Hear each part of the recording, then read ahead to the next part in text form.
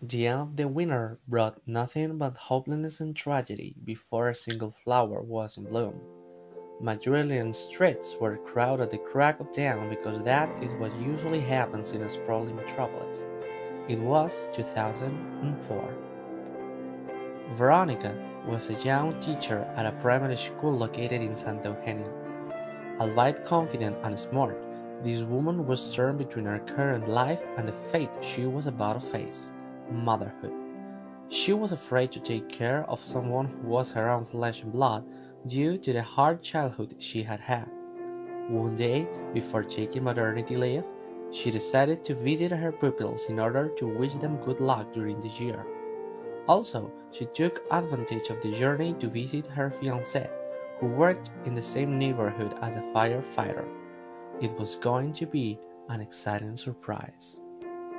Having decided to spend a whole morning with the children, she went to the Atocha railway station so as to arrive early. While waiting for the train to leave, she touched her belly, wondering how many troubles were awaiting her in the future and how she would deal with them. It brought tears to Veronica's eyes. It was Thursday, 11th of March. During the trip, she saw a kid wandering around the carriage who wore the uniform of the school in which she worked. Noticing he was there along without his parents, she approached him and asked, "Hey, what's up, fella?" "I'm Sasha," answered the kid laconically. "Are you alone?" "School day," said, lengthening a non-existent A at the end of the word, which revealed he was foreign. Sasha touched her stomach, and curious he started querying, "Is that a baby? How did he get in there? Is he supposed to come out from your mouth?" Veronica blushed and led a kid to sit on her seat while she held the pup. She stared at him, tittering, amazed by his purity and vitality. All of a sudden, noisiness, obscurity, yells. During the shattering laughter, they both were scared stiff.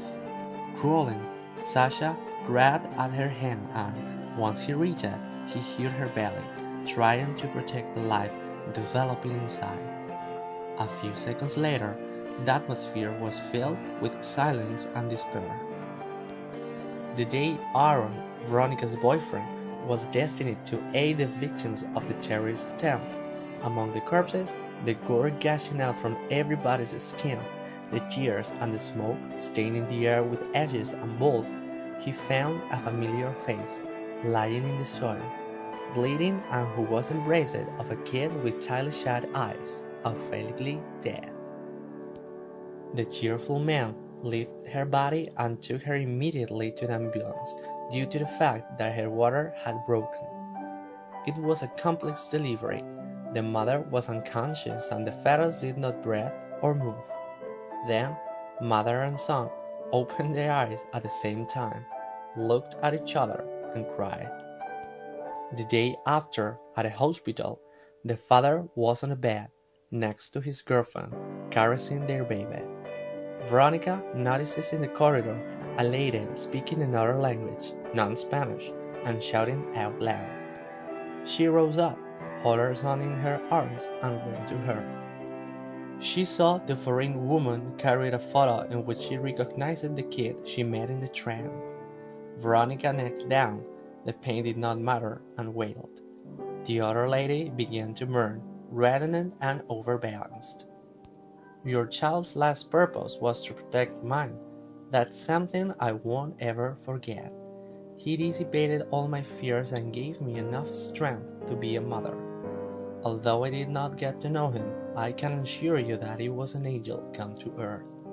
This baby is in need of a name, and it will be your son's, Sasha."